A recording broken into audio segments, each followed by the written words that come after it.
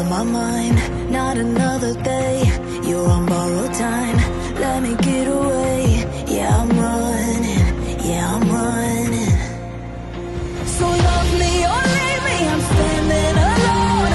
Can't shake a feeling that lives in my bones. Lie to me, tell me you wish that you could, but nothing you gave me is worth what you took. 'Cause baby, when I'm gone for good.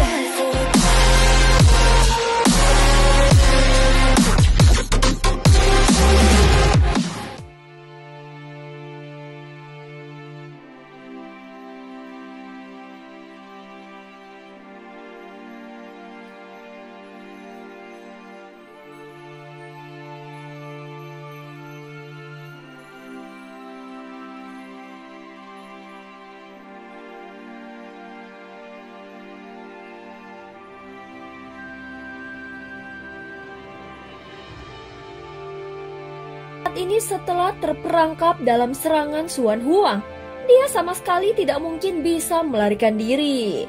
Sedikit saja lengah, maka dia akan langsung dikalahkan oleh sang Raja Naga Xuan Huang.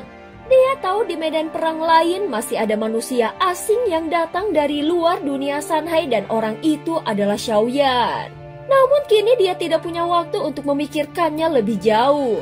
Ketika pikirannya teralihkan sekejap saja, ekor naga Xuan Huang melayang di udara. Itu melengkung seperti gunung yang menyapu langit lalu menghantam keras ke arahnya. Pertempuran antara keduanya kembali memanas. Meski kekuatan tubuh tetua Phoenix Api tidak sebanding dengan sang Kaisar Naga, namun api ilahinya begitu liar dan ganas, membakar udara di sekeliling mereka hingga bergetar.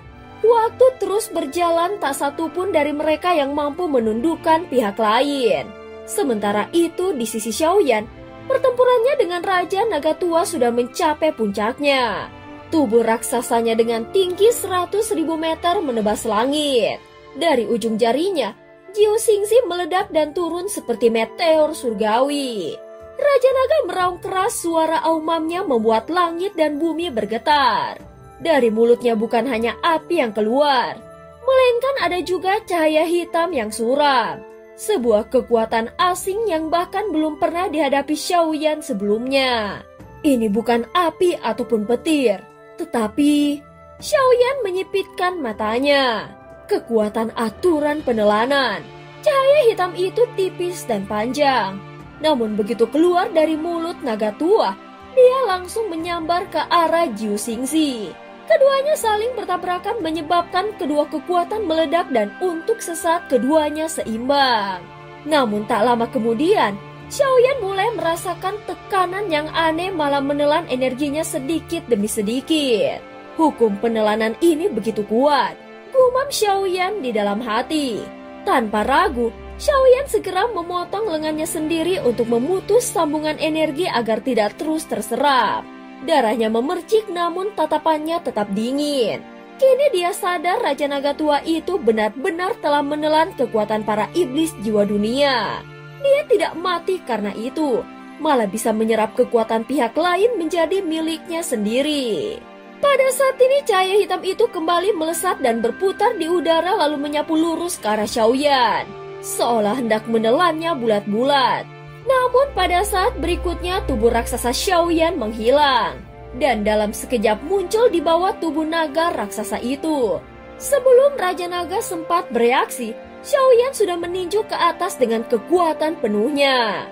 Tinju itu menghantam langsung ke rahang naga memaksa makhluk itu menutup mulutnya dengan paksa dan memotong aliran cahaya yang baru hendak dilepaskannya kembali.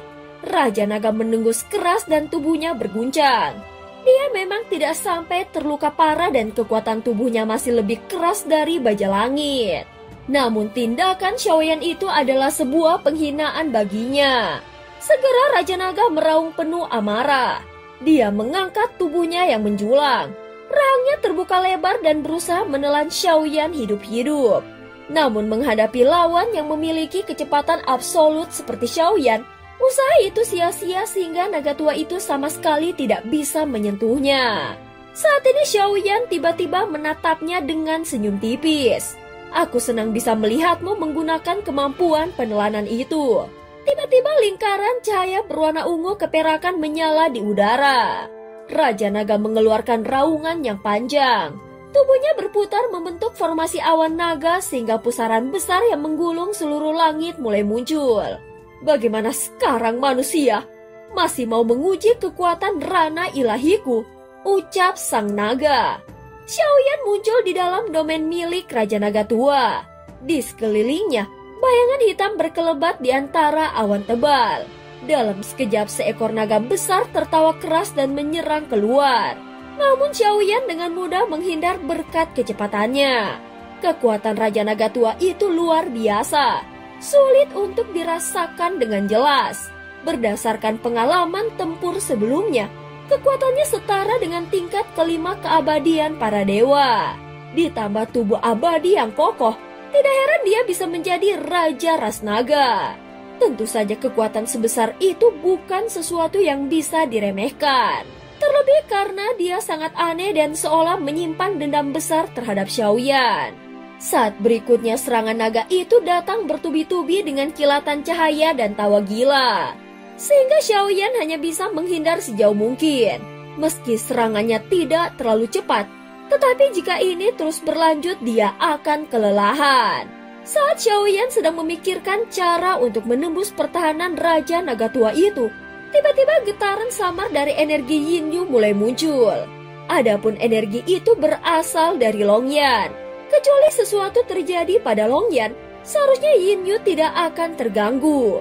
Longyan? Tatapan Xiaoyan langsung berubah tajam. Dia menghentakkan kakinya ke tanah dan lautan api 3 warna langsung meledak keluar.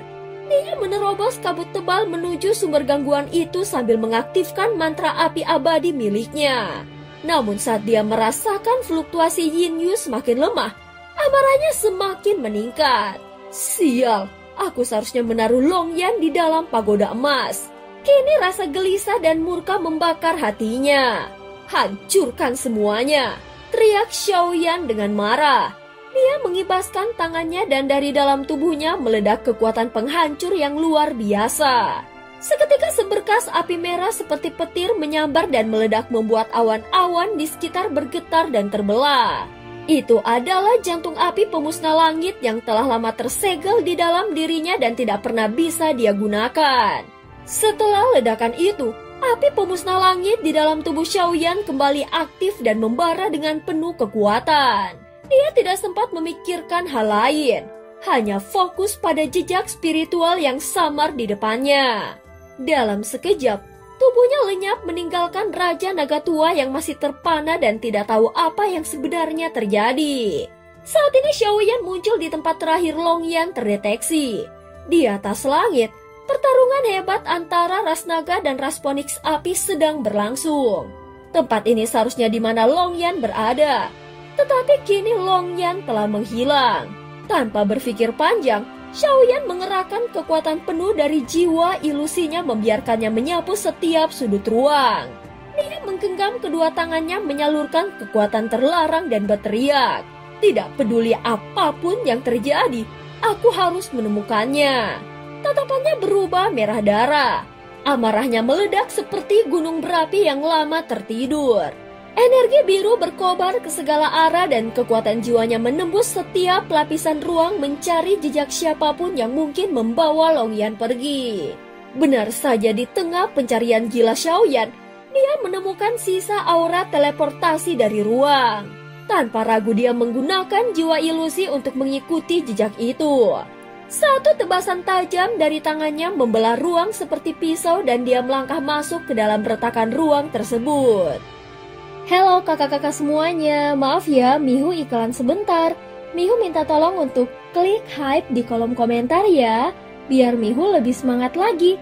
Terima kasih semuanya. Yuk lanjut lagi ceritanya. Dalam sekejap dunia berubah menjadi gelap pekat seperti langit malam dan tanpa celah bintang sedikit pun. Xiaoyan segera merasakan aura Longyan di sana. Saat ini tubuhnya melayang di udara dan tampak pingsan. Xiaoyan bergegas menghampiri dan memeluknya lalu memeriksa kondisinya. Anehnya, Longyan tidak terluka sedikit pun. Begitu disentuh oleh Xiaoyan, Matanya langsung terbuka. "Ayah, apa yang terjadi?" Longyan bertanya dengan bingung. "Ayah yang ceroboh, maafkan aku," ucap Xiaoyan sambil menarik nafas panjang. Dia hendak menempatkan Longyan ke dalam pagoda emas agar aman. Namun tiba-tiba dia berhenti dan merasa ada sesuatu yang janggal. Ruang ini tidak normal. Seolah-olah seseorang menciptakan ruang buatan di dalam kehampaan. Seperti sebuah gelembung udara di dalam air. "Aneh, ini sangat aneh," Xiaoyan bergumam pelan. Dia tidak tahu siapa yang membuatnya, tetapi yang pasti tempat ini berbahaya.